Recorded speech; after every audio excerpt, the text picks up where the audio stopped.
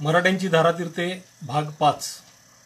राजे लखुजीराव जाधवराव यांचे बंधू जगदेवराव जाधवराव पहिले, त्याचबरोबर जगदेवराव जाधवराव दुसरे उर्फ राव जगदेवराव आणि पावनखिंड वीर शंभूसिंग जाधवराव यांची समाधीस्थाने व चरित्रे।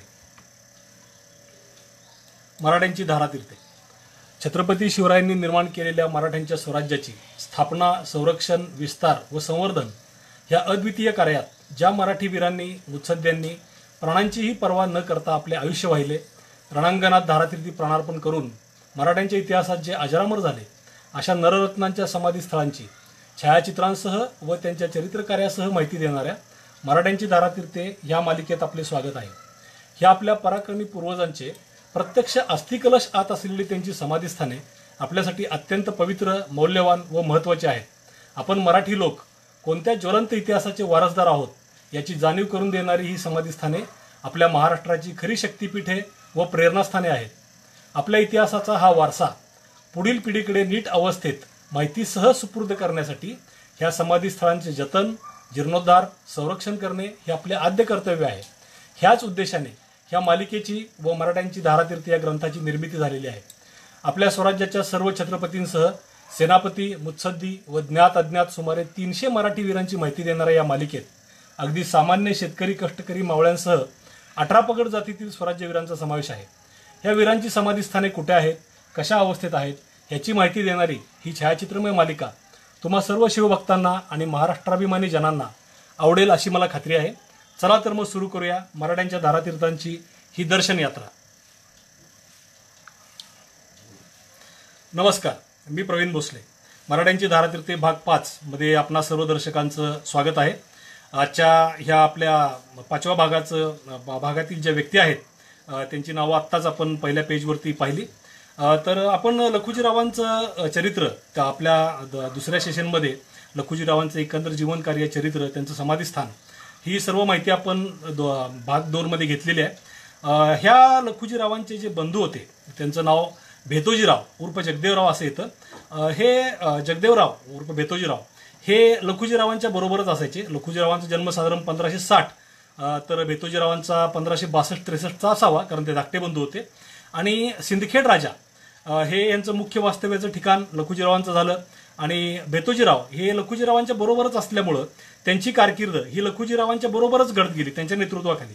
1604 मध्ये ज्यावेळी लखुजीरावांनी देवगिरीचा किल्ला हल्ला करून घेतला, हा एकमेव प्रसंग आहे देवगिरीच्या इतिहासातला की प्रत्यक्ष हल्ला करून किल्ला घेतल्याचा, त्यावेळीही भेतोजीराव लखुजीरावांच्या सोबत असणारच आहेत। 1623 मध्ये देवगिरीला खंडागळेंच्या हत्तीवरून जे प्रकरण घडलं त्यात जी भोसले आणि जाधवांच्या मध्ये एक छोटंसं चकमक, मारामारी किंवा छोटंसं युद्ध म्हणू आपण जे झालं, त्याच्यामध्ये लखुजीरावांचे थोरले पुत्र दत्ताजीराव हे धारातीर्थी पडले। त्याचवेळी शहाजीराजांचे बंधू संभाजीराजे भोसले चुलत बंधू हे देखील त्या हाणामारीमध्ये लखुजीरावांच्याकडून मारले गेले। आणि ह्या खंडागळे हत्ती प्रकरणानंतर लखुजीराव हा जो खंडागळे हत्ती प्रकरणाचा जो कट होता त्याच्यामागे मलिक अंबर आणि निजामशाह असल्याचं लक्षात आल्यामुळं लखुजीरावांनी थेट मोगलांची बाजू धरली। ह्यापूर्वी जवळजवळ 40 वर्ष लखुजीरावांनी निजामशाहीची निष्ठेने सेवा केलेली, अनेक मोठे पराक्रम त्यांनी गाजवलेले आहेत। तर असे लखुजीराव मोगलांच्याकडे गेले।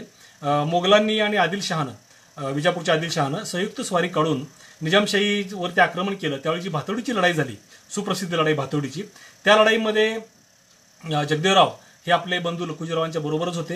ह्या लढाईमध्ये निजामशहानं ह्या दोन्ही संयुक्त शत्रूंच्या सैन्याचा मोठा पराभव केला।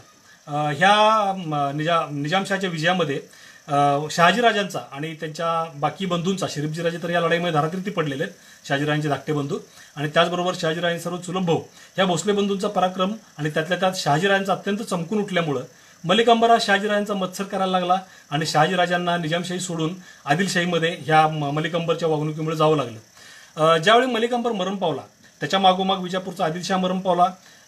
1627 मध्ये जहांगीर मरण पावला आणि शहाजहान मोगली तख्तावरती बसला। ह्या सुमारास निजामशाहीमधून ज्यावेळी लखुजीराव मोगलांच्याकडे गेले आणि शहाजीराजे आदिलशाहीमध्ये गेले त्यावेळी निजामशाहीची ताकद खूप कमी झाली, कारण हे दोन मातब्बर मराठा सरदार निजामशाही सोडून गेल्यामुळं निजामशहाला आता आपली सत्ता वाचते कशी निजामशाही ही काळजी पडली होती। 1628 मध्ये त्यानं लखुजीराव आणि शहाजीराजे ह्या दोघांनाही निजामशाही वाचवण्यासाठी गळ घालून परत बोलावून घेतलं आणि दोन्ही पराक्रमी मराठा सरदार पुन्हा निजामशाहीमध्ये सामील झाले.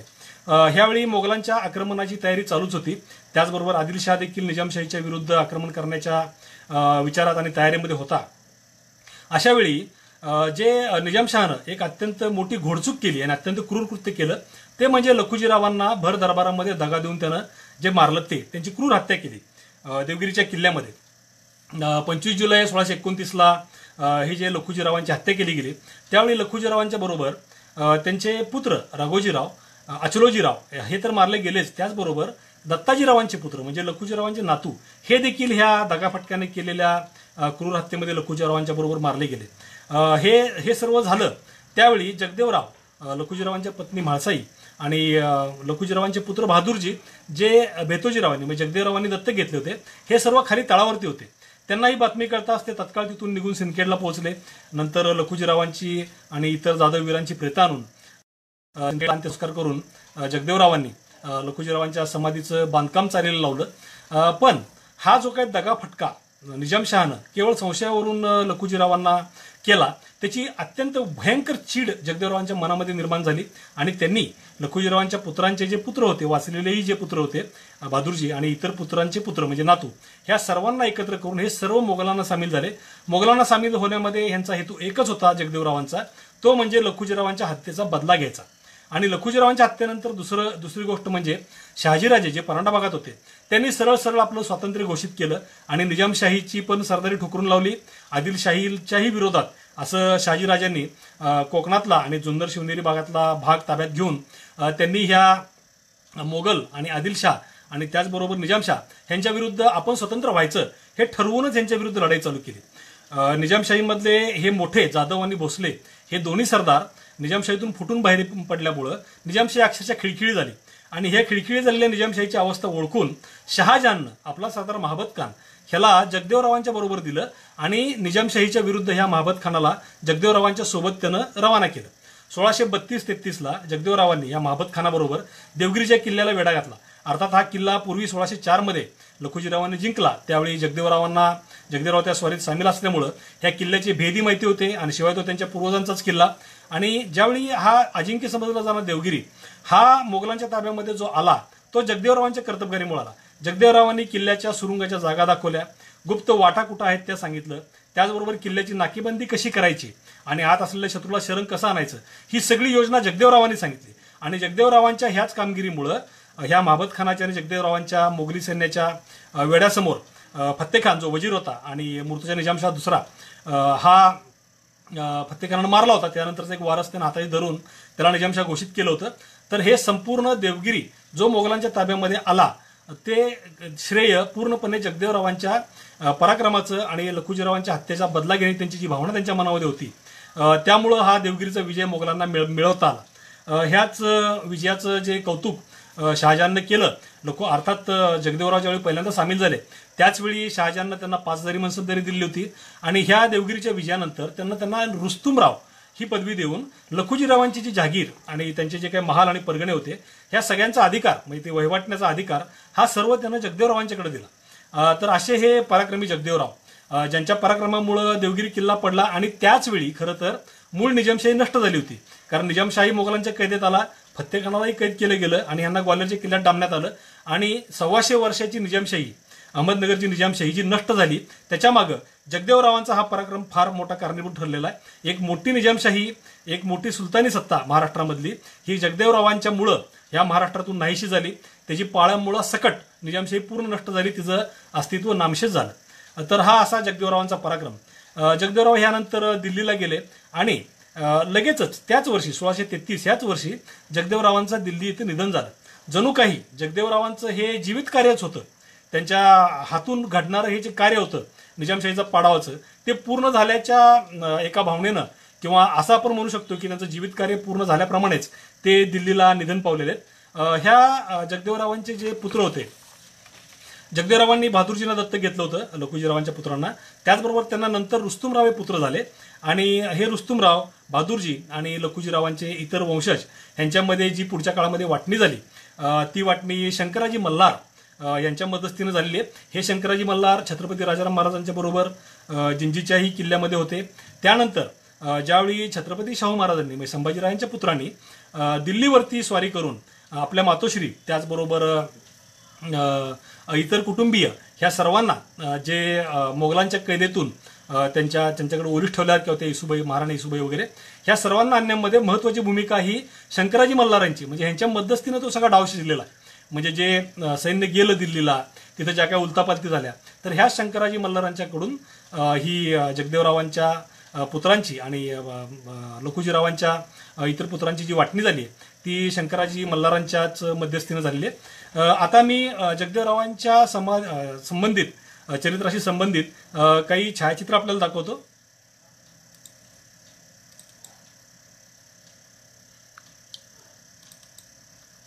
हे आपण चित्र पाहतोय हे मुर्तजा निजामशाह दुसरा ह्यानंच लखुजीरावांची त्यांच्या पुत्रांसह आणि नातवांसह देवगिरीच्या किल्ल्यामध्ये हत्या केली.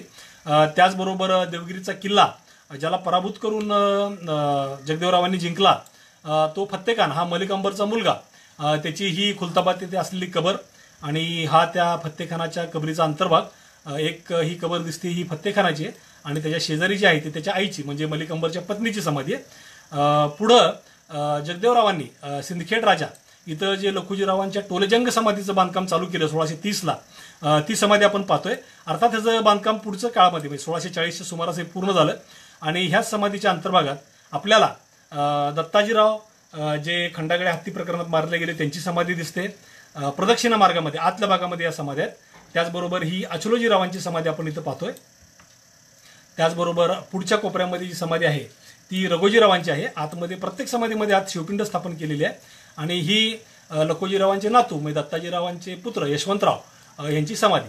ह्या सर्व समाध्यांचं बांधकाम जे आहे ते जगदेवरावांनी चालीला लावलेलं आहे. पण जगदेवरावांच्या समाधीबद्दल मात्र सध्या आपल्याला काही माहिती उपलब्ध नाहीये. जगदेवरावांच्या समाधीबद्दल मात्र निश्चित माहिती काही आपल्याला उपलब्ध नाहीये. कदाचित सिंदखेड राजा किंवा इतर ठिकाणी त्यांचे जे वंश स्थायिक झाले तिथे त्यांची समाधी असावी, पण अजून त्या समाधीचा शोध लागायचा आहे. ह्याच्यानंतर आपल्या ह्या जाधवराव घराण्यातल्या इतिहासामधलं दुसरं जे पराक्रमी व्यक्तिमत्व ज्यांचं चरित्र आज सांगायचे थोडक्यामध्ये आणि त्यांच्या समाधीस्थानांची छायाचित्रही दाखवायचे ते म्हणजे दत्ताजीराव. लखुजीरावांच्या बरोबर जे मारले गेले त्यांचे पुत्र होते राघोजीराव, ह्यांचे हे दत्ताजीराव हे पुत्र होते आणि ह्यांना बहादूरजी, मगाशी मी जे उल्लेख केला बहादूरजी जे लखुजीरावांचे वाचलेले पुत्र त्या हत्याकांडातून ते तळावर असलेले, त्या बहादूरजींनी ह्या दत्ताजीरावांना दत्तक घेतलं होतं. आणि हे दत्ताजीराव ज्यावेळी मोगलांच्या सेवेमध्ये जगदेवराव गेले त्यावेळी सर्वच जाधव कुटुंबीय जवळपास सगळेच जाधव वंशज हे मोगलांच्याकडेच त्या देवगिरीच्या बदला घेण्यासाठी, देवगिरीच्या हत्याकांडाचा निजामशाही संपवण्यासाठी हे सर्व त्यामध्ये गेलेले होते. तर हे दत्ताजीराव मोगलांच्याकडेच होते आणि हे दत्ताजीरावांना 4 पुत्र होते, राघोजीराव, यशवंतराव, जगदेवराव म्हणजे यांना राव जगदेवराव म्हटलं जातं आणि नौबतराव. तर ज्यावेळी 1665चा आपल्याला पुरंदरचा तह सर्वांनाच माहिती आहे. पुरंदरच्या तहानंतर औरंगजेबाच्या हुकमावरून आणि मिर्झा राजा जयसिंगांच्या अटीप्रमाणे छत्रपती शिवरायांना मोगलांच्या ह्या स्वारीमध्ये सामील व्हावं लागलं. म्हणजे मिर्झा राजांच्या सैन्याबरोबर यावेळी शिवाजी महाराज आणि नेताजी पालकर हे आपलं स्वतःचं सैन्य घेऊन सुद्धा विजापूरवरती जे आक्रमण मोगलांचं चाललं होतं त्या आक्रमणामध्ये मोगलांच्या बाजूने सामील झालेले होते. आणि ह्याच मोठ्या आक्रमणाच्या वेळेस 1665च्या सुमारासची घटना आहे. ह्यावेळी दत्ताजीराव जे होते ते 10,000 सैन्यानिशी निलंगा इथं होते. तर निलंगा इथं दत्ताजीराव 10,000 फौजेनिशी होते. त्याचबरोबर मग मी नावं सांगितलेले त्यांचे 4ही पुत्र त्यांच्याबरोबर होते. आणि ह्यावेळी ह्या दत्ताजीरावांच्या ह्या फौजेवरती विजापूरच्या आदिलशहानं 25,000ची फौज घेऊन हल्ला केला आणि जाधवरावांच्या बखरीमध्ये सिंदखेडकर जाधवरावांची बखर जी आहे त्यामध्ये ही जी लढाई झाली ह्याचं अत्यंत म्हणजे अंगावर काटा आणणारं असं वर्णन त्या लढाईचं त्या बकरीमध्ये दिलेलं आहे. आणि त्या बकरीच्या आधारावरच मी हा जो प्रसंग सांगतोय तो त्या बकरीमध्ये नमूद झालेला आहे. तर हा जो हल्ला झाला यावेळी आदिलशहा स्वतः या फौजेबरोबर होता आणि हा हल्ला झाल्याचं कळताच दत्ताजीरावांचे जे पुत्र होते राघोजीराव ते 4,000 फौज घेऊन ताबडतोब त्या 25,000च्या सैन्यावरती चालून गेले. मागोमाग यशवंतराव आणि दत्ताजीराव आणि नौबतराव हे देखील फौज घेऊन त्यांच्यावरती चालून गेले. ह्या फौजेला आदिलशाही फौजेला दत्ताजीरावांच्या ह्या 3 पुत्रांच्या सैन्याने तिन्हीकडनं हल्ला करून म्हणजे बेटाकुटीला आणलं की आदिलशाहीची सैन्य आता पराभूत होतंय की काय असे ते घाबरले. इतका हा प्रचंड पराक्रम दत्ताजीराव आणि त्यांच्या 3 पुत्रांनी गाजवलेला आहे. आणि ह्याच वेळी यशवंतराव जे होते ते पुढे घुसले आदिलशाही सैन्यामध्ये आणि त्यांनी थेट आदिलशहा ज्या हत्तीवरती होता त्या हत्तीवरतीच हल्ला केला. हत्तीची जी अंबारी असते वरची, त्या अंबारीत आदिलशाह होता आणि ह्या अंबारीला बांधणाऱ्या ज्या रश्या असतात हत्तीच्या पोटाखालून बांधलेल्या, त्या रश्या यशवंतरावांनी कापल्यामुळं वरची अंबारी कलंडली. आदिलशाहीला नाईलाजानं अंबारीतनं उडी मारून खाली घोड्यावरती स्वार व्हावं लागलं आणि हा प्रसंग पाहताच हे विजापुरी सैन्य ह्या जाधवरावांचा तीव्र हल्ला सहन न होऊन पळत सुटलं. हे विजापुरी सैन्य पळता पळता लढाई चाललेलीच होती. दत्ताजीरावांचं बरंचसं सैन्य ह्या लढाईमध्ये कामी येतच होतं, पण पाठलाग काही हे जाधवराव सोडत नव्हते आणि 3 कोस म्हणजे जवळपास 6 मैल किंवा आपण 9 किलोमीटर म्हणतो आपल्या आजच्या मापामध्ये, तर 3 कोस पाठलाग करत ह्या जाधवरावांनी त्या आदिलशाही सैन्याचा पाठलाग केला. पण एका ठिकाणी ह्या आदिलशाही सैन्यानं स्वतःला सावरलं आणि त्यांनी एकत्र होऊन ह्या चालून आलेल्या जाधवरावांना एका ठिकाणी उभारून परत प्रतिकार करायला चालू केलं. ह्या प्रतिकाराच्या वेळेस आपल्या दत्ताजीरावांचे दुसरे पुत्र नौबतराव हे धारातीर्थी पडले आणि ह्याच वेळी राघोजीराव देखील जखमी झाले. आणि ह्या लढाईचं शेवटचं जे वर्णन आहे, म्हणजे जे खरं तर त्यामध्ये नाव चुकून दत्ताजीराव आलेलं राघोजीराव आलेलं असावं, हे वर्णन दत्ताजीरावांचं आहे, कारण त्या लढाईमध्ये दत्ताजीराव धारातीर्थी पडलेत. तर हे जे दत्ताजीराव होते ह्या पाठलागामध्ये, ह्या दमदुमीमध्ये त्यांना हा जो रणावेश किंवा रणमत चढलेला होता, त्यामध्ये बेभान होऊन लढताना त्यांचा घोडा या विजापुरी आदिलशाही सैन्याकडनं ठार झाल्यानंतर ते पायी उतरून पट्टा आणि ढाल घेऊन त्या सैन्यावरती तुटून पडले. आणि हे लढत असताना ह्यांची संख्या बहुतांश सैन्य ह्यावेळी जवळजवळ जाधवरावांचं बहुतांश सैन्य हे मारलं गेलेलं होतं, संपत आलेलं होतं. तरीही दत्ताजीराव काय मागे हटायला तयार नव्हते आणि त्वेषानं पायी चाल करणाऱ्या दत्ताजीरावांना ह्या सगळ्या पठाणांनी घेरलं. जाधवरावांना त्यावेळी बाणाच्या 15-20 जखमा, 2 गोळ्याच्या जखमा आणि 10 तलवारींच्या जखमा झाल्याची नोंद त्या जाधव बकरीमध्ये आपल्याला आढळते. आणि एवढं होऊन प्रचंड घायाळ झालेले जाधवराव पण मागं हटायला काय तयार नाहीत. त्यांनी सरळ सरळ आता शरीर घायाळ झालेलं उभारून लढता येईना, तर त्यांनी काय केलं, आपली ढाल जमिनीवरती ठेवली आणि त्या ढालीवरती अशी हनुवटी ठेवून पट्ट्याचे हात बसून ते फिरवायला लागले. मग काय लढाईचा द्वेष असेल आणि काय या जाधवरावांच्या अंगातलं ते गरम रक्त आपण म्हणू शकतो, जे रणांगणामध्ये म्हणजे हटणार नाही, मराठे मेल्याशिवाय मागं हटत नाहीत, हा जो वाक्यप्रचार रूढ झालाय त्याच्यामागे अनेक मराठ्यांचं हे असं जबरदस्त रणामधलं शौर्य पण आहे. तर हे लढणाऱ्या जाधवरावांना, दत्ताजीराव जाधवरावांना घेरून त्या पठाणांनी ज्यावेळी हल्ला केला त्यावेळी आदिलशहानं स्वतःहून त्यांच्यावरती वार करून दत्ताजीरावांना ठार मारलेलं आहे. म्हणजे ह्या निलंग्याच्या लढाईमध्ये दत्ताजीराव धारातीर्थी पडलेत, त्याचबरोबर त्यांचे पुत्र यशवंतराव धारातीर्थी पडलेत, नौबतराव धारातीर्थी पडलेत, राघोजीराव जखमी झालेत. आणि ह्या लढाईमध्ये राव जगदेवराव हे सामील नव्हते, कारण ते त्यावेळी केवळ 10-12 वर्षाचे होते, त्यामुळे ते मागच थांबलेले असणार छावणीमध्ये. तर हा निलंग्याच्या घनघोर लढाईचा हा प्रसंग जाधवरावांच्या बकरीमध्ये वर्णन केलेला. आता मी आपल्याला दत्ताजीरावांचं जे समाधीस्थान आहे निलंग्याचं त्याचे छायाचित्र दाखवतो आणि त्याची काही माहिती आपल्याला सांगतो. निलंगा आपल्याला माहिती आहे नीलकंठेश्वर मंदिरामुळे अत्यंत प्रसिद्ध आहे. एक प्राचीन आणि अत्यंत देखण्या शिल्पकलेचं मंदिर हे निलंग्यामध्ये आहे. ह्या मंदिराचे काही छायाचित्र मी आपल्याला दाखवतोय. एक प्राचीन शिल्पकलेचा उत्तम नमुना असं असलेलं हे मंदिर आणि ह्या मंदिरातली मूर्ती देखील ही भवानीची मूर्ती आहे, मागच्या बाजूला असलेली अत्यंत देखणी अशी मूर्ती. आतमधली जी मूर्ती आहे ती आसनारूढ म्हणजे शिवपार्वती आसन मूर्ती म्हणतात ह्याला. अशा प्रकारची अत्यंत देखणी अशी मूर्ती आहे. या मूर्तीच्या वरती आपल्याला होयसळ शिल्पकलेचा प्रभाव पण दिसतो. आणि ह्या निलंग्यामध्ये दत्ताजीरावांची ही समाधी, ही समाधीची घुमटी जी दिसतीये ही दत्ताजीरावांची समाधी आहे. हे त्याच समाधीचं समोरच्या बाजूनं दिसणारं छायाचित्र, त्याचबरोबर हा त्यांच्या समाधीचा अंतर्भाग. आणि तिथं त्या समाधीच्या अगदी समोर दत्ताजीरावांच्या मृत्यूनंतर त्यांच्या ज्या पत्नी होत्या सगुणाबाई ह्या सती गेल्यात आणि त्यांची समाधी, सती समाधी बहुधा ह्या समाधीच्या समोर असावी. आता जो ढिगारा दिसतोय ती कदाचित तिथं सगुणाबाईंची सती समाधी असेल. त्या जीर्णोद्धाराच्या किंवा डागडुजीच्या कामामध्ये अर्थात ते समोर येईलच. आणि ह्याच्या शेजारीच ह्या समाधीच्या पाण्याच्या व्यवस्थेसाठी एक छोटी विहिरी बांधलेली आहे.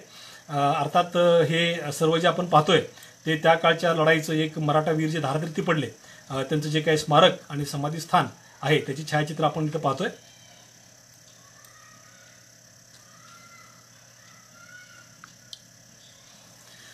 ही आता आपण जी छायाचित्र पाहिली ही सर्व छायाचित्र मला डॉक्टर राजनरेश जाधवराव हे जाधवराव घराण्यातलेच आहेत आणि मोठे व्यासंगी इतिहास अभ्यासक संशोधक आहेत. अनेक शोधनिबंध त्यांनी वाचलेले आहेत आणि त्याचबरोबर जाधवराव घराण्याची जी वंशावळ आहे त्यासंबंधी त्यांनी फार मोठं काम केलेलं आहे. आणि ह्या समाधीचे जे छायाचित्र आहेत माझ्याकडचे फोटो खराब झाल्यामुळं त्यांना मी विनंती केली होती, तर त्यांनी हे छायाचित्र पाठवून दिलेले आहेत आणि त्यांच्या सौजन्यानं आपल्याला ही छायाचित्र इथं पाहायला मिळालेली आहेत. आता आपण इथून पुढच्या भागाकडे वळूया.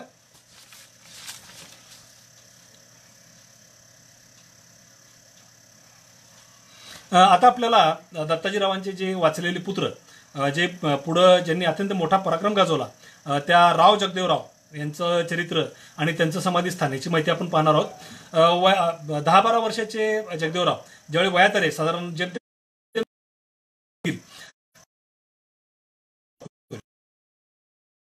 तालुका आहे आणि तिथं वाकिनगेरा असं नाव येतं. असं एक भुईकोट किल्ला तिथं आहे आणि हा जो भुईकोट किल्ला आहे नंतरच्या काळामध्ये औरंगजेबाच्या कारकिर्दीमध्ये हा वाकिनखेडा बेरडांच्या ताब्यामध्ये होता आणि पीड नाईक नाव तिथले बेरड आणि त्यांना मराठी मदत करत होते.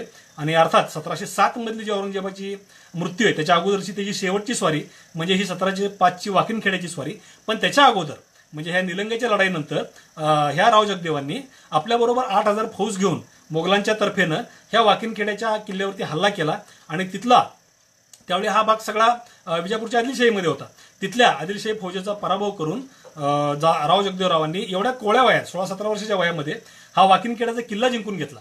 आणि ह्यावेळी राव जगदेवरावांच्या सैन्यामध्ये जे मराठे सरदार होते त्यांची नावं जी येतात ते वाचलं तरी आपल्याला कळतं की खूप मराठे सरदार त्यांचे मानकरी होते, त्याचबरोबर त्यांच्याबरोबर लढणारेही होते. त्यामध्ये भानवसे, धारराव, घाटगे, रन्नवरे, निकम, वाघ, भोसले, पवार, माने अशी मराठा सरदारांची नावं जे जगदेवरावांच्या बरोबर लढत होते आणि त्यांच्या सैन्यामध्ये होते आणि त्यांचे मानकरी होते. अर्थात लखुजीरावांच्या काळापासूनच मराठा सरदारांना एक मोठ्या प्रमाणात उत्कर्षाची संधी मिळत चाललेली होती आणि तेच आपण आता ह्या राव जगदेवरावांच्या सैन्यातील मराठी नावं जी आहेत ती आपण ऐकली तरी आपल्या लक्षात येतं. ह्या कर्तबगार जाधवरावांनी आपल्या पराक्रमानं आणि आपल्या शौर्यानं लवकरच 7000 मनसबदारी त्यांनी मिळवली आणि 27 महालांसह सिंदखेडच्या देशमुखीचा कारभार हा राव जगदेवरावांच्याकडे आला. म्हणजे मगाशी जे सांगितले ते पहिले जगदेवराव आणि हे राव जगदेवराव. ह्यांना राव जगदेवराव आपण म्हणलं तर दोन्ही जगदेवरावांच्या मधला फरक बऱ्यापैकी स्पष्ट होईल. ह्या राव जगदेवरावांची पुढची आणखीन एक कामगिरी जी परत जाधवरावांच्या बकरीमध्ये नमूद आहे ती आहे औरंगजेबानं ज्यावेळी हिंदूंच्या विरुद्ध, हिंदू धर्माच्या विरुद्ध धोरण पत्करलं त्यावेळीची कामगिरी आहे. साधारण 1669ला औरंगजेबानं फतवे काढून आपल्या साम्राज्यातली हिंदूंची देवळं विध्वंस करा असे आदेश दिले आणि त्याच साली त्यानं काशीचं विश्वनाथ मंदिर फोडलं आणि त्याचबरोबर मथुरेचं केशवराजाचं जे मंदिर आहे, श्रीकृष्णाचं मंदिर, हे देखील त्यानं उद्ध्वस्त केलं. हे त्याचे जे अत्याचार चालले होते हिंदू बाटवणे आणि हिंदू मंदिरं तोडणे, ह्याला तोंड देण्यासाठी, ह्याला विरोध करण्यासाठी राव जगदेवरावांनी सरळ सरळ पुढाकार घेतला. त्यांनी आपल्याबरोबर शिर्के, मोहिते, पाटणकर, घाटगे, माने, निंबाळकर जेवढे म्हणून मराठा सरदार होते ह्या सर्वांचा एकत्र ग्रुप केला किंवा गट केला आणि औरंगजेबाचं जे धोरण होतं ते पसंत नाही, नापसंत आहे आम्हाला, हे औरंगजेबाला सरळ सांगितलं. औरंगजेबानं ज्यावेळी हे ऐकलं त्यावेळी त्यानं समेट केला की एवढे मोठे प्रचंड ताकदीचे सरदार आणि त्यांना साथ देणारे मराठे वीर हे विरोधात जाणं काय आपल्याला झेपणार नाही किंवा हे विरोधात जाणं योग्य होणार नाही. कारण महाराष्ट्रामध्ये औरंगजेबाचं आदिलशाही, कुतुबशाही त्याचबरोबर मराठ्यांचे राज्य संपवण्याचा त्याचा पुढचा उद्देश होताच. त्यामुळे ह्यावेळी औरंगजेबानं समेट केला आणि राव जगदेवरावांना त्यानं राजा जाधवराव असा किताब दिला आणि ह्याच वेळी औरंगजेबानं त्यांना छत्री आणि चौरीचा मान दिला. हा मान, राजे किताब, छत्री आणि चौरीचा मान मिळवणारे औरंगजेबाच्या कारकिर्दीमधले एकमेव मराठा सरदार म्हणले तर राव जगदेवराव. एवढा मोठा मान इतर कुठल्याही सरदारांना औरंगजेबाकडनं पुढं दिला गेलेला नाहीये.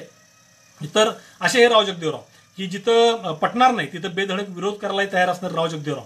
ह्यानंतर राव जगदेवरावांनी सिंदखेडची खूप सुधारणा केली. छायाचित्र आपण पुढे पाहणारच आहोत. चांदणी तलाव, मोती तलाव, त्यानंतर बाळ समुद्र, गंगासागर, रायबारो अशा विहिरी आणि त्याचबरोबर काळाकोटाचं बांधकाम हे त्यांनी केलेलं आहे. आणि ज्यावेळी काळाकोटाचं बांधकाम चालू होतं त्यावेळी औरंगजेबाच्या अधिकाऱ्यांनी ही बातमी कळताच त्यांनी ती औरंगजेबाला कळवली आणि तिकडून हुकूम आल्यानंतर त्यांनी त्यांना सांगितलं की तुम्ही हा काळाकोट काय बांधायचं नाही. ह्या मग औरंगजेबाला भीती काय होती, अगोदरच म्हणजे बखरीतलंच वाक्य असं आहे की आधीच मराठे तलवार बहादर त्यात किल्ला बांधला आणि तर बादशहाला पण हे मोजणार नाहीत किंवा बादशहाला पण बदलतील, अशा या भीतीमुळं ह्या काळाकोटाचं बांधकाम औरंगजेबानं आज्ञा देऊन सिंदखेडमधलं हे थांबवायला लावलं.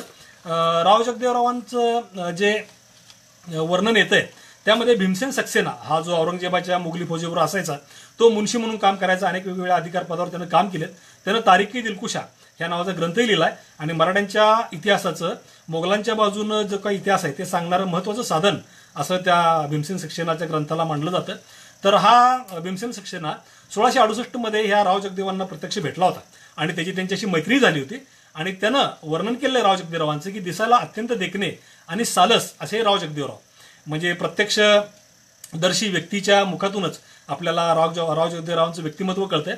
1692 मध्ये राव जगदेवरावांनी देऊळगावला व्यंकटेशाचं म्हणजे बालाजीचं मंदिर बांधलं. 1692च्या सुमारास हे मंदिर बांधायचं कारण म्हणजे राव जगदेवांची व्यंकटेशावर अत्यंत भक्ती आणि त्यांना दृष्टांत झाल्यानंतर जी मूर्ती त्यांना दृष्टांतानुसार मिळाली त्यानुसार त्यांनी सिंदखेड देऊळगावला बालाजीची स्थापना केली.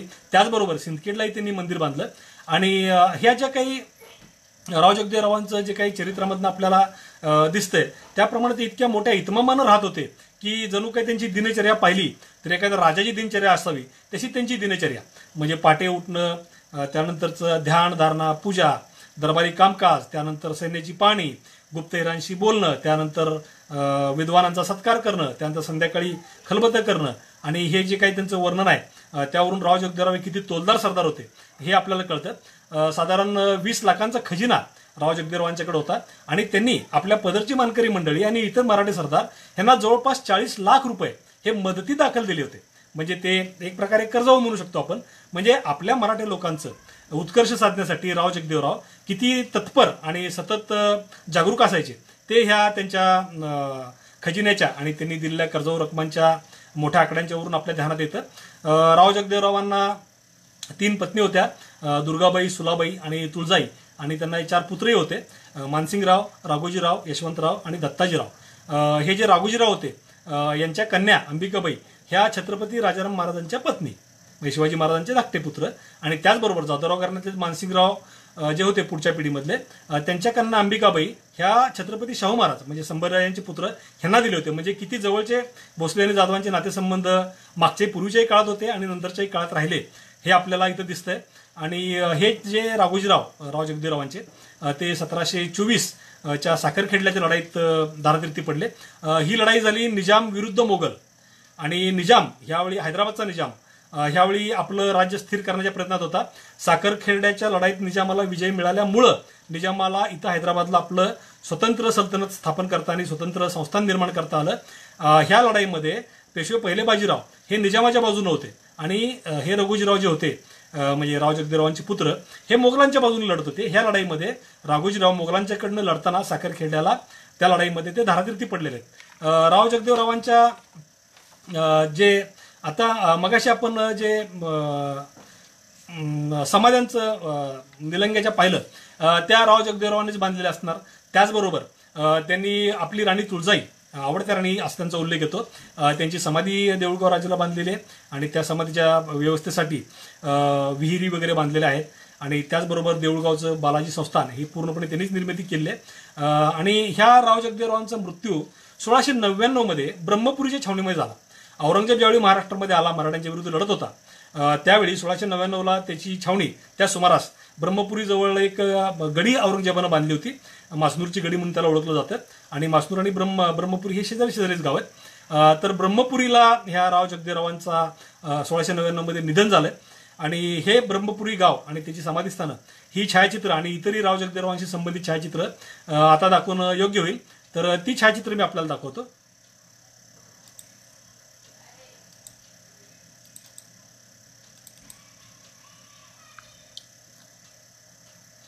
हे छायाचित्र देऊळगाव राजाची जी गडी होती जाधवरावांची त्या गडीचं छायाचित्र आपण पाहतोय. गडीचा पुढचा दरवाजा अजूनही चांगल्या अवस्थेमध्ये आहे. आतली जागा शाळांना वगैरे दिलेली आहे जाधवरावांनी. पण हा दरवाजा अजूनही त्या गडीचं जे काही डौल असेल त्यावेळी त्याचं एक प्रतीक म्हणून किंवा त्या साक्षीदार म्हणून उभारलेलं आपल्याला दिसतंय. ही बालाजी देवस्थान जे स्थापन केलं त्यामधली बालाजीची मूर्ती अगदी छोटी आहे, अंगठ्याएवढी मूर्ती आहे. या सर्व सजावटीमध्ये या इथं मध्यभागी ही मूर्ती आहे. चमकदार ठिपके दिसतात ते. त्याचबरोबर हा सिंदखेडला राव जगदेवरावांनी जो मोती तलाव बांधला शेतीच्या व्यवस्थेसाठी त्या मोती तलावाचं हे दृश्य आपण पाहतोय. त्याचबरोबर चांदणी तलाव हा सिंदखेडच्या आपल्या गेस्ट हाऊसपाशी आहे, शासकीय विश्रामधामापाशी. ह्याच्या मध्यभागी 2 मजली महाल होता. म्हणजे नौका विहार आणि पाण्याच्या मध्यभागी राहण्याचं सुख उन्हाळ्यामध्ये अत्यंत गार ठिकाणी अशा पद्धतीनं त्यांनी बांधलेलं आहे. त्याचबरोबर हे सिंदखेड राजामधलं बालाजी मंदिर आपण पाहतोय. त्या शेजारचा भाग शाळेला दिलेला आहे. हे त्या बालाजी मंदिराचा अंतर्भाग आणि ह्या सिंदखेड राजामधल्या बालाजी मंदिरातल्या मूर्ती ह्याची स्थापना राव जगदेवांनी केली. आणि त्याचबरोबर हा कालाकोट, मगाशी मी जे सांगितलं की कालाकोट बांधताना त्यांना हुकूम काढून मोगलांनी हे बांधकाम बंद करायला लावलं. ह्या कालाकोटाचं बांधकाम आपण पाहतोय.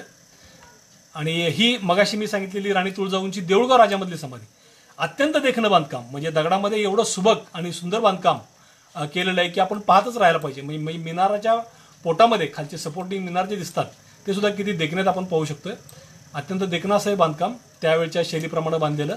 ही राणी तुळजाई, राव जगदेवरावांच्या पत्नी राणी तुळजाई यांची समाधी आहे. समोर कारंजा आपण पाहतोय. ह्या कारंजामध्ये येणारं पाणी जे होतं ह्याच्या समोरच एक विहीर आहे, तेही मी दाखवतो आपल्याला. हे त्या विहिरीचं छायाचित्र आहे. हे त्या विहिरीत उतरणाऱ्या पायऱ्या आणि हे विहिरीचं छायाचित्र. ह्या विहिरीच्या शेजारी एका हौदाचं बांधकाम होतं, ते आता नष्ट झालंय. ह्या विहिरीतलं पाणी त्या हौदामध्ये चढवलं जायचं उंचावरच्या मोठ्याच्या साह्यानं, आणि हे पाणी ह्या कारंजामध्ये आणून, मग अशी आपण जो कारंजा पाहिला, हा कारंजा उडेल ग्रॅव्हिटीच्या ॲक्शनमुळं, अशी व्यवस्था तिथे केली होती. त्याचबरोबर जगदेवरावांनी सिंदखेड राजामध्ये ज्या वेगवेगळ्या विहिरी बांधल्या त्या विहिरींचंही पाणी वाड्यामध्ये खेळण्यासाठी जे नळ बांधले होते, नळ म्हणजे खापरी पाईपलाईन जी जमिनी खालनं किंवा वाड्याच्या भिंतीतून वगैरे फिरवली जायची, त्याचे अवशेष आपल्याला सिंदखेड राजाला आजही दिसतात. म्हणजे वास्तुकलेच्या आणि वास्तूच्या संदर्भात जगदेवरावांनी काय उत्तम तऱ्हेची वास्तुशिल्प उभा केली आहेत हे आपण इथं पाहतोय. आणि ही आपण पाहतोय ही ब्रह्मपुरी गावातली राव जगदेवरावांची समाधी. हे समाधी एक दृश्य आपण पाहतोय. अत्यंत देखणी अशी मोल्डिंग किंवा आपण ज्याला गलथे म्हणतो त्या गलथ्याने सजवलेली काही चिन्ह, कमळ पाकळ्यांची किंवा फुलांची चिन्ह कोरलेली समाधी. हा समाधीचा वरचा भाग. आणि ह्या समाधीचं सध्या जीर्णोद्धाराचं कार्य चालू आहे. स्थानिक स्वराज्य संस्थांच्याकडनं निधी मिळवून हे काम होत आहे. समाधीला कंपाऊंड आणि बांधकामाचं त्याला संरक्षक भिंत बांधायचं काम चालू आहे. आणि ही जी समाधी आपण पाहतोय राव जगदेवरावांची, हे ब्रह्मपुरी गाव पूर्ण पाटलांचंच आहे, पाटील की पाटलांच्याकडेच आहे, सगळे भाऊबंदच आहेत. आणि कदाचित राव जगदेवरावांच्या तिथं झालेल्या निधनानंतर त्यांची समाधी ज्यावेळी बांधली त्यावेळी त्यांच्या भाऊबंदांच्या पैकी जाधवरावांना ह्या गावामध्ये स्थायिक करून ह्या समाधीच्या व्यवस्थेसाठी त्यांना तिथं स्थायिक केलं गेलं असावं. आणि तिथल्या गावातले जाधव जे आहेत हे जाधव सुद्धा हीच माहिती त्यांचे जुने जाणते लोक सांगतात. अर्थात ह्याला काही प्रत्यंतर पुरावा अजून मिळायला पाहिजे, पण ते जाधव आहेत आणि ह्या जगदेवरावांच्या मृत्यूमुळेच तिथं ते स्थायिक झालेत, एवढी त्यांची हकीकत आपण खरी म्हणायला काहीच हरकत नसावी. तर ही राव जगदेवरावांची समाधी.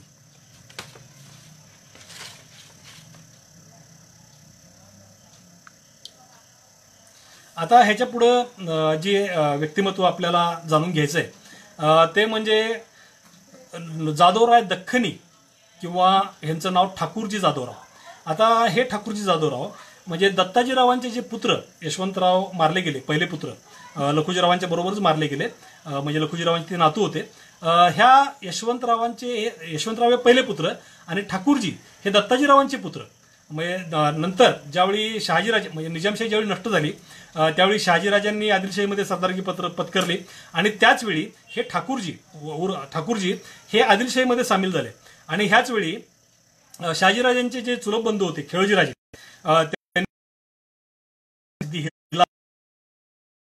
शहाजीराजांच्या बरोबरच आदिलशाहीमध्ये सामील झाला. आणि सिद्धी उर्फ जाधवराव दख्खनी त्यांना म्हणलं जायचं. हे ठाकूरजी हे एकत्रच असायचे कायम. त्यांची म्हणजे पूर्ण कारकीर्द त्यांची पाहिली तर सिद्धी हिलाल आणि जाधवराव हे एकत्रच आहेत, ठाकूरजी जाधवराव. आणि ज्यावेळी 1659 मध्ये अफजल खानानं शिवाजी महाराजांच्या वरती स्वारी केली त्यावेळी आदिलशहानं पुणे भाग काबीज करायला जे सैन्य रवाना केलं त्या सैन्याचे जे अधिकारी होते ते होते सिद्धी हिलाल, ठाकूरजी उर्फ जाधवराव. आणि तर मध्येच नेटवर्क नसल्यामुळं असा प्रॉब्लेम येतोयच, प्रत्येक सेशनला अनुभव येतोय मला दिलगिरी. तर हे जे सिद्धी हिलाल जाधवराव म्हणजे ठाकूरजी जाधवराव आणि त्यांच्याबरोबर नाईकजी पांढरे आणि नाईकजी खराडे ह्या सर्वांनी पुणे भाग काबीज केला. पुणे भाग शिवाजी महाराजांनी प्रतापगडच्या पायथ्याला मारलं त्यावेळी सिद्धी हिलाल हे पहिल्यांदा शिवाजी महाराजांना सामील झाले आणि त्यांच्या मागोमाग त्यांच्या मध्यस्थीनं हे ठाकूरजी जाधवराव देखील शिवाजी महाराजांना सामील झाले. आणि ह्या ठाकूरजींचा सिद्धी हिलालांचा तर भोसले घराण्याशी जवळचा संबंध आपण पाहिलाच. त्या शिवाजी महाराजांशी अगदी एकोप्याच्या आणि जिव्हाळ्याच्या संबंधानं कायम राहिलेत आणि कित्येकदा हे ठाकूरजी आणि सिद्धिलाल हे मोगलांच्याकडे गेलेले दिसतात आणि पुन्हा छत्रपतींच्याकडे आलेले दिसतात. ह्या ज्या काही त्यांच्या ये जा चाललेल्या आहेत ह्यावरती इंग्रजांनी आणि मोगल दरबाराच्या संदर्भातूनही हे ठाकूरजी आणि सिद्धिलाल हे शिवरायांच्याकडून मोगल दरबारी हेरगिरीचा काम करत असल्याचा संशय मोगल घेत होते असे उल्लेख येतात.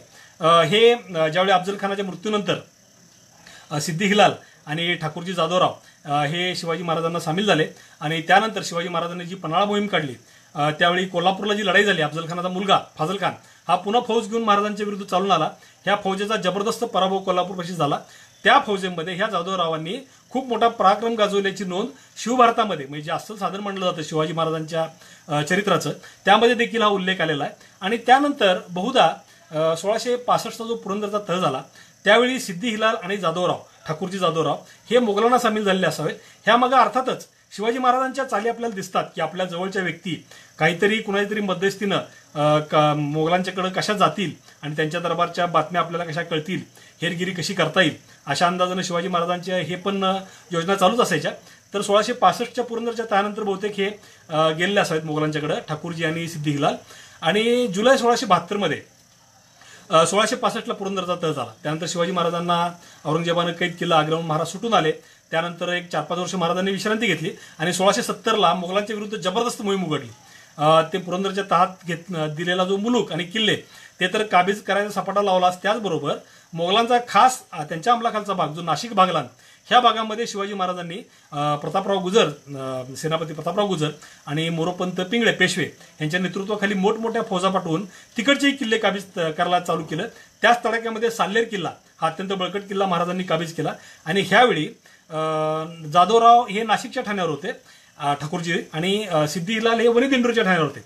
मोरोपंतांचं सैन्य चालून येते कळताच हे सरळ सरळ आपलं ठाणे सोडूनच निघून गेले की लढाई भानगडच नको आणि थेट बहादूर खानाला जाऊन, जो पेडगावला होता, पेडगावच्या छावणीमध्ये त्याला जाऊन मिळाले. ह्या बहादूर खानाला ज्यावेळी कळलं की ठाणे सोडून निघून आले त्यावेळी बहादूर खानानं त्यांची कान उघडणी केली आणि हे ह्या संधीचीच वाट पाहत होते. बहादूर खानानं रागानं बोलताच हे तडक तिथून निघाले, ते परत शिवाजी महाराजांना सामील झाले आणि ह्या त्यांच्या येजामुळंच ते हेर असल्याचा संशय मोगलांच्याही कागदपत्रामध्ये येतो आणि इंग्रजांच्याही काही ह्याच्यामध्ये त्यांचा तो उल्लेख येतो. तर असे हे ठाकूरजी, आता हे ठाकूरजी 1672 नंतर शिवाजी महाराजांना सामील झाले आणि त्यानंतर 1675ला ते परत मोगलांच्याकडे गेले. पण हे जाण्या अगोदर एक महत्वाचं कारण लक्षात घेतलं पाहिजे की 1675 म्हणजे राज्याभिषेकानंतर एक वर्षभर झालं होतं, शिवाजी महाराजांच्या दक्षिण दिग्विजयाची तयारी चालली होती आणि ह्या मोगल आणि आदिलशाह शांत कसे बसतील आपली ही मोहीम पूर्ण होईपर्यंत ह्या दृष्टीने शिवाजी महाराजांची व्यूहरचना चाललेली होती. आणि ह्याच सुमारास जी एक महत्वाचं सोयरेसंबंध शिवाजी महाराजांचा झाला तो म्हणजे हे जे ठाकूरजी होते ह्यांचे पुतणे रत्नोजी, ठाकूरजींचे पुतणे रत्नोजी यांच्या कन्या ज्या होत्या दुर्गाबाई यांच्याशी शिवाजी महाराजांच्या शंभूराजे आपले संभाजी महाराज यांचा विवाह झालाय 1675ला. म्हणजे ह्या दुर्गाबाई ह्या शंभूराजांच्या पत्नी झालेल्या आहेत आणि ह्या नातेसंबंधाचाच आधार घेऊन आणखीन एकदा ठाकूरजी जाधवरावांना मिळवून घेऊन शिवाजी महाराजांनी त्यांना शुभकर्ण बुंदेला ह्या मोगली सरदाराच्या मार्फत औरंगजेबाच्या म्हणजे मोगलांच्या बाजूला परत पाठवून दिलेलं आहे. आणि हे 1675च्या सुमारासची घटना. शिवराय तिकडून दक्षिण दिग्विजय करून परत आले आणि त्याच्यानंतर जाधवरावांचा ठाकूरजी जाधवरावांचा जो उल्लेख येतो तो येतो नोव्हेंबर 1681च्या हसन अली खानाच्या मोहिमेमध्ये. ही मोगलांची जी मोहीम होती त्यावेळी औरंगजेब महाराष्ट्रामध्ये आलेला होता आणि त्यानं कल्याण भिवंडी भाग मराठ्यांच्याकडून काबीज करायला ह्या हुसेन अली खानाला पाठवलं होतं. ह्याच्या सैन्यामध्ये हे ठाकूरजी जाधवराव लढत होते आणि ह्याच वेळी कल्याण भिवंडीच्या मोहिमेमध्ये ह्या मोगलांच्याकडून लढताना हे ठाकूरजी उर्फ जाधवराव दख्खनी हे लढाईमध्ये धारातीर्थी पडलेले आहेत. तर अशी ही ह्या ठाकूरजी उर्फ जाधवराव दख्खनी यांचं हे चरित्र. अर्थात ठाकूरजींचं ही समाधीस्थान आपल्याला पाहायला उपलब्ध. समाधीस्थानं अनेक गावांमध्ये विखुरलेली आहेत. सिंदखेडला ही समाधीस्थानं आहेत. त्याचबरोबर जाधवरावांच्या शाखा ज्या 10-15 गावांमध्ये पसरल्या, मेहुण राजा, देऊळगाव राजा, किनगाव राजा, आडगाव राजा, खूप गाव आहेत. उमरद ह्या गावांमध्ये जुनी समाधीस्थानं आहेत.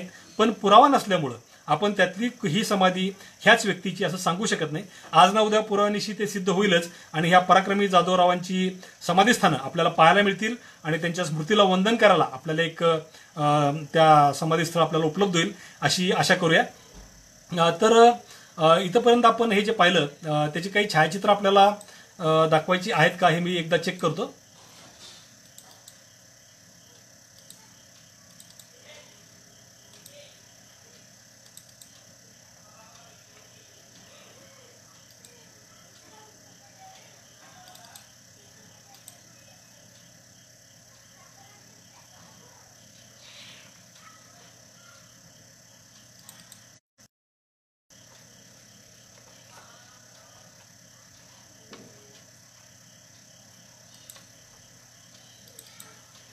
झालेत, छायाचित्र एकही राहिलेलं नाहीये. जवळपास जे आपल्याला दाखवलेले आहेत. आता ह्याच जाधवराव घराण्यामधले जे यशवंतरावांचे दुसरे पुत्र होते लखुजीराव दुसरे, मी त्यांचं नाव लखमुजी येतं, ह्यांच्या शाखेमधले मोठा आहे. ह्याचा मी आता उल्लेख करतो, परत रायाजीरावांच्या चरित्रामध्ये येईलच, पण जाधवराव घराण्याचाच इतिहास आपण सांगत असल्यामुळं थोडक्यात मी आता रायाजीरावांचं इथंच आपल्याला सांगणं मला योग्य वाटतंय. तर हे जे होते यशवंतरावांचे दुसरे पुत्र लखोजी दुसरे, यांचं नाव लखमोजी. ह्या लखमोजी जे होते ते 1636 मध्ये शहाजीरावांच्या जागिरीत, म्हणजे हे आपल्या पुणे सातारा भागामध्ये येऊन राहिले. आणि भुईंजकर शाखा जी जाधवरावांची आपण म्हणतो भुईची शाखा, ती ह्या लखमोजींची शाखा, म्हणजे ज्यांचं लखोजीराव दुसऱ्याचं नाव. ह्या लखमोजीराव दुसऱ्यांचे पुत्र खंडोजीराव हे भुईंजला स्थायिक झाले होते. आणि हे खंडोजीराव जे होते ते 1703 मध्ये ज्यावेळी मोगल मराठा संघर्ष दुसऱ्या टप्प्यामध्ये पोहोचला होता, म्हणजे ज्यावेळी संभाजी महाराजांचा तर मृत्यू झालेलाच होता, त्याचबरोबर राजाराम महाराजांचे निधन झालं होतं, आणि महाराणी ताराबाईंच्या नेतृत्वाखाली ज्यावेळी मोगल मराठ्यांचा प्रचंड मोठा संघर्ष महाराष्ट्रात चालू होता, त्यावेळी हे सिंहगडचे किल्लेदार होते 1703 मध्ये.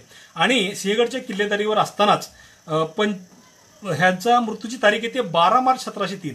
12 मार्च 1703ला हे खंडोजी जाधवराव हे सिंहगडच्या किल्लेदारीवर असताना मोगलांच्या विरुद्ध लढताना, मराठेशाही वाचवण्यासाठी लढताना धारातीर्थी पडलेले आहेत. म्हणजे जाधवराव घराण्यामधले आणखीन एक नाव घेण्याजोगे वीर किंवा ज्यांचा जो हा पराक्रम आहे हा इतिहासामध्ये आवर्जून नमूद केला पाहिजे, असे हे खंडोजीराव. आणि ह्याच खंडोजीरावांचे पुत्र हे रायाजीराव, भुईंजकर रायाजीराव, जे मोठे सरदार होते. त्यांना 15 लाखाचा सरंजाम शाहू छत्रपतींच्याकडनं होता. आणि हे जे रायाजीराव हे धारातीर्थी पडलेत पालखेडच्या लढाईमध्ये.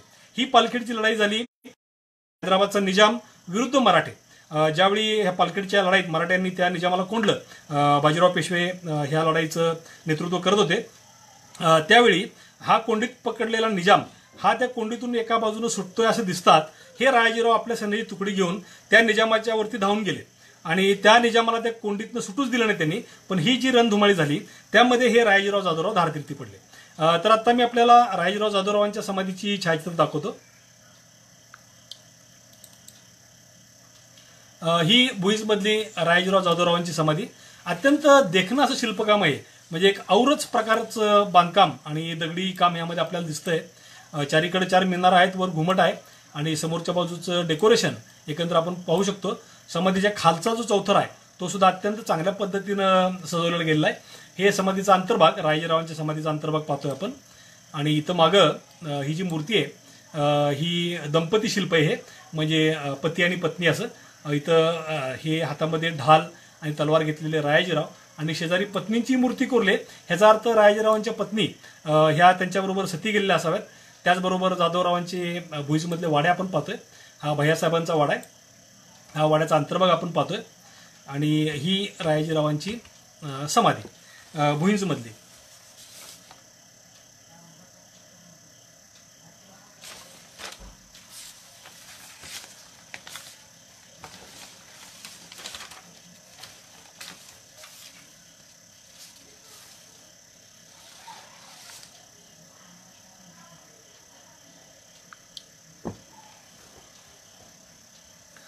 मगाशी मी जे ठाकूरजींचं जाधवरावांचं जे वर्णन केलं, ज्यांचं चरित्र सांगितलं, त्या ठाकूरजींचे पुत्र जे होते अचलोजीराव, ह्यांना शिवाजी महाराजांच्या कन्या रानूबाई ह्या दिल्याचा उल्लेख आढळतो. म्हणजे ह्या संभाजीराजांच्या सख्या बहीण सईबाईंच्या कन्या, आणि त्या ठाकूरजींच्या सूनबाई होत्या. म्हणजे अचलोजींच्या ह्या रानूबाई ह्या पत्नी होत्या. हा मुद्दा मगाशी सांगायचा माझा गडबडीमध्ये राहिला, पण तो आता आपल्यासमोर मी मांडतोय. आता आपण माहिती घेणार आहोत ते पावनखिंडवीर शंभूसिंग जाधवराव यांची. गेल्या सेशनमध्ये मी आपल्याला शिवाजी महाराजांचे थोरले बंधू संताजी जे होते संभाजीराजे ह्यांच्याबरोबर कनकगिरीच्या लढाईमध्ये संताजीराव जाधवराव हे जे धारातीर्थी पडले हे अचलोजींचे पुत्र आणि अचलोजींचे हे पुत्र जिजाऊंच्याकडंच ह्या कुटुंबाचा सांभाळ झालेला होता आणि ते कनकगिरीच्या लढाईमध्ये ते धारातीर्थी पडले आणि त्यानंतर ह्यांचे जे पुत्र होते संताजीरावांचे पुत्र हे शिवाजी महाराजांच्या सोबतच असायचे. ह्यांचा जन्म 1640 सालचा आणि शिवरायांचे जे काही संगोपन झालं जिजाऊंच्याकडून शिवरायांचं शिक्षण संगोपन ह्याचबरोबर जिजाऊंनी ह्या शंभूसिंगांना देखील संगोपन केलेलं आहे आणि शिवरायांच्या बरोबर लहानपणापासून खेळगडी म्हणून तर वावरलेले आहेतच, त्याचबरोबर 1657 मध्ये ह्या शंभूसिंगांच्या भगिनी म्हणजे नात्याने एक प्रकारे अगदीच घरचं आणि जवळचं माणूस कायम असणार. स्वराज्य स्थापनेमध्ये ही ह्या शंभूसिंगांची शिवरायांना पूर्ण साथ होतीच आणि त्याचबरोबर अफजल खानाला जे शिवाजी महाराजांनी प्रतापगडच्या पायथ्याशी ठार मारलं, त्यानंतर पन्हाळा घेतला, त्यानंतर कोल्हापूरची जी लढाई झाली, त्यानंतर पन्हाळ्याचा वेढा सिद्धी जोहरचा आणि त्या वेढ्यातून शिवाजी महाराजांची सुटका आणि त्यानंतर पावनखिंडीचा प्रसंग हा कालक्रम आपल्याला माहिती आहे. पावनखिंडीमध्ये हे शंभूसिंग जाधवराव उपस्थित आहेत.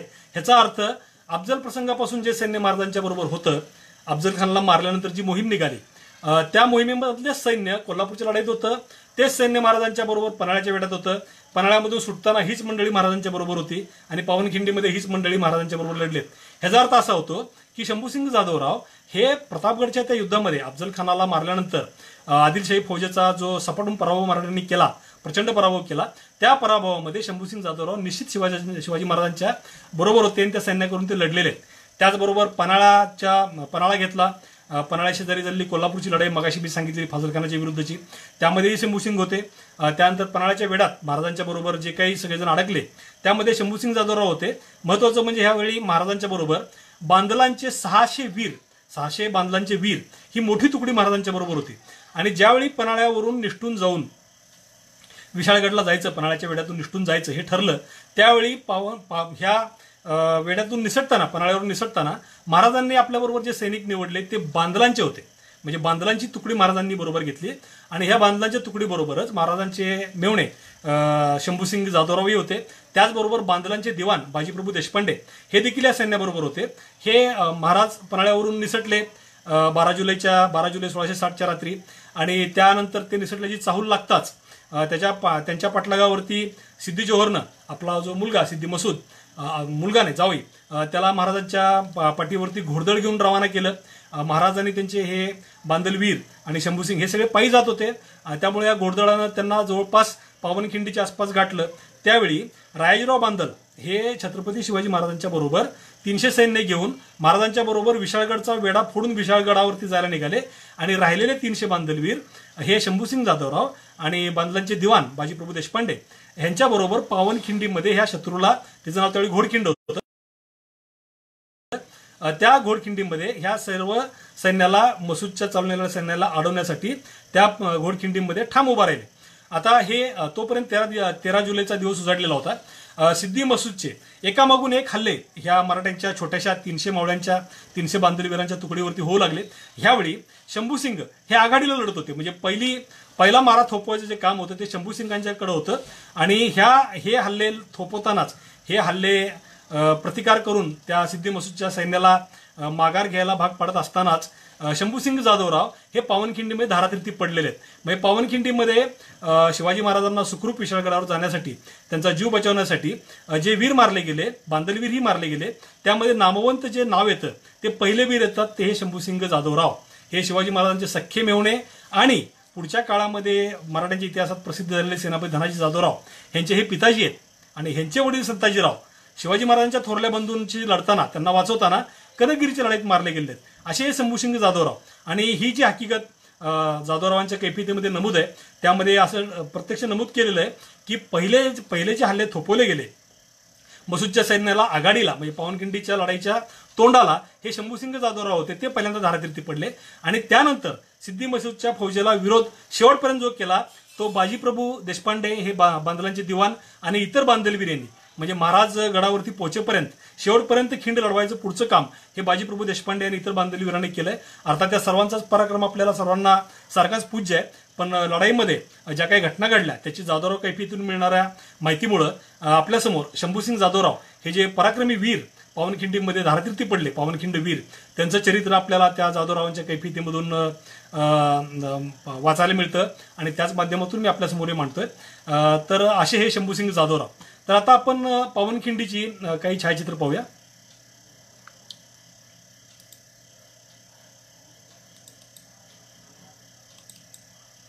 हे आपण पावनखिंडीला गजापूरकडून ज्यावेळी जातो त्यावेळी पावनखिंड खाली आहे. त्याच्या अगोदरच आपल्याला हे पावनखिंडीच्या युद्धाचं स्मारक दिसतं. खाली शिवपिंड आहे, नावं कोरलेली आहेत, त्याचबरोबर भगवा ध्वज आहे ढाल तलवारीसह लावलेला. हे जे स्मारक आहे हे पावनखिंडीमध्ये जे काही बांधलवीर आणि त्याचबरोबर शंभूसिंग जाधवराव, बाजीप्रभू देशपांडे आणि फुलाजीप्रभू देशपांडे जे मारले गेले त्या वीरांचं एकत्रित स्मारक आहे हे पावनखिंडीच्या लढाईचं स्मारक. ह्या स्मारकापाशी आपण जाऊ त्यावेळी शंभूसिंग जाधवरावांचा, बाजीप्रभूंचा आणि बांधलवीरांचा पराक्रम आपण सर्वांनी जरूर आठवला पाहिजे आणि त्यांच्या त्या स्मृतीला नमन केलं पाहिजे. ही पावनखिंडीची काही छायाचित्र दाखवतो आपल्याला. एक अरुंद अशी किलोमीटर 1.5 किलोमीटर लांबीची गळ आहे, म्हणजे एखाद्या चालून येणाऱ्या सैन्याला अडवायला ही जागा अत्यंत मोक्याची आणि अत्यंत महत्त्वाची अशी आहे.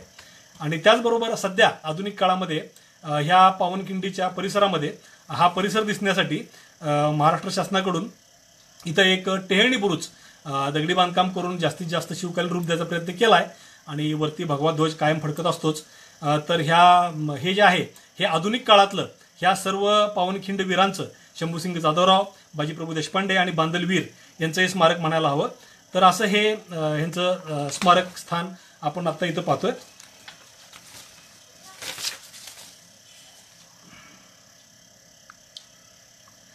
तर आजच्या ह्या आपल्या सेशनचे जे काही वीरांच्या सर्वांची चरित्र आणि त्यांचा पराक्रम सांगायचा होता ते सेशन जवळपास आपल्या इथं आपण शेवटाला आलं. ह्या सेशनसाठी ज्यांनी मला अत्यंत मोलाची मदत केली, मगाशी मी त्यांचा उल्लेख केला, ते डॉक्टर राजेंद्र जाधवराव. स्वतः व्यवसायाने डॉक्टर असूनही इतिहास संशोधन क्षेत्रामधले त्यांची जे काही काम आहे ते निश्चितच सर्वांनीच वाखाणण्याजोगं आहे. ते इतिहास संशोधनामध्ये वाकबगार आहेत. जाधवराव घराण्याच्या वंशावळी ह्या बऱ्यापैकी त्यांनी क्लिअर करता आणलेल्या आहेत. अनेक महत्त्वाचे नातेसंबंध जाधवराव घराण्याचे हे राजेंद्र जाधवरावांच्या संशोधनात पुढे आलेत. त्याशिवाय त्यांनी 3 शोधनिबंधही जाधवराव घराण्याच्या संबंधित हे वाचलेले आहेत.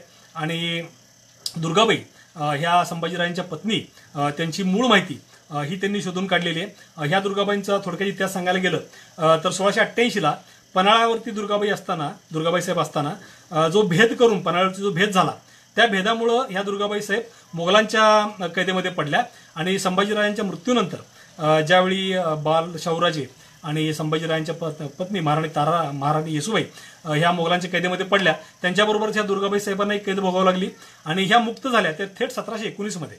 म्हणजे मुक्त झालेल्या महाराणी येसुबाई आणि दुर्गाबाई साहेब ह्या दोन्ही शंभूराजांच्या पत्नी ह्या 1619 पर्यंत त्या मोगलांच्या ताब्यामध्ये होत्या. तर ह्या दुर्गाबाई नक्की कोणाच्या कोण ह्याचं संशोधन ह्या आपल्या राजेंद्र जाधवराव डॉक्टर साहेबांनी केलेलं आहे. आणि त्याचबरोबर इतिहास विषयामधलं फार मोठा कागदपत्रांचा संग्रह त्यांचा आहे. पुढच्या काळामध्ये त्यांच्याकडून आपल्याला निश्चितच आणखीन काही मोलाची माहिती मिळेल अशी मला आशा आहे. तर ह्या सेशनमध्ये खास करून राजनरेश जाधवराव डॉक्टर साहेब यांचे आभार आणि त्याचबरोबर डोंबिवलीकर उदयसिंह जाधवराव त्यांची प्रत्येक वेळी मला मोलाची मदत कागदपत्र आणि काही संदर्भ ग्रंथांच्या बाबतीमध्ये होत आलेली आहे. तर अशा प्रकारे आपलं संपुष्टात येत आहे. शेवटचं छायाचित्र हे जे आहे हे लखुजीरावांच्या समाधीचं आहे. त्याच्या आवारामध्ये या ज्या समाधीस्थान आहेत ह्या समाधीस्थानांची निश्चिती अजून व्हायची. मगापासून मी ज्या जाधवराव वीरांची कर्तबगारी, त्यांची चरित्र आणि त्यांचं प्राणार्पणाचे प्रसंग सांगितले त्यातल्या काही जाधवरावांची समाधीस्थानं ही इथं असू शकतात, पण पूर्ण संशोधनांती ह्या विषयावरती बोलणं योग्य होईल. तर अशा प्रकारे आजच्या ह्या सेशनच्या शेवटाला आपण आलोय. नेहमीप्रमाणेच सर्व दर्शकांचे पुन्हा एकदा आभार. आणि आत्तापर्यंत आपण ही जी 5 सेशन केली ह्याच्यामध्ये आपण शिवपूर्व काळ मालोजीराजे भोसले, लखुजीराव जाधवराव, त्याचबरोबर शहाजीराजांचे पुत्र, थोरले पुत्र संभाजीराजे आणि जाधवराव घराण्यातील इतर वीर ह्या सर्वांची माहिती घेतली. इथून 6व्या भागापासून आपल्याला प्रत्यक्ष शिवकाळ आणि स्वराज्य स्थापनेमध्ये सुरुवातीपासून सहभागी असणारे शिवाजी महाराजांचे अनुयायी, मावळातले देशमुख, वेगळे वेगळे सरदार आणि इतर सामान्य घराण्यातले मावळे ह्या सर्वांचे चरित्र कार्य म्हणजे थोडक्यात शिवकाळाची सुरुवात पुढच्या सेशनपासून आपली होते। आणि ह्या सेशनमधला पहिला जो भाग आहे तो आहे वीर बाजी पासलकर आणि वीर गोदाई जगताप यांची चरित्र व समाधीस्थाने। तर मराठ्यांची धारातीर्थे भाग 6 ह्याच्या पुढच्या भागामध्ये आपण ह्या वीरांची माहिती देणार आहे। तर आजचं हे सेशन आपण इथं थांबवतोय। सर्वांना पुन्हा एकदा धन्यवाद, आभार आणि असाच तुमचा प्रतिसाद मला मिळत राहील अशी आशा व्यक्त करतो। जय भवानी, जय शिवराय, जय महाराष्ट्र धर्म। नमस्कार।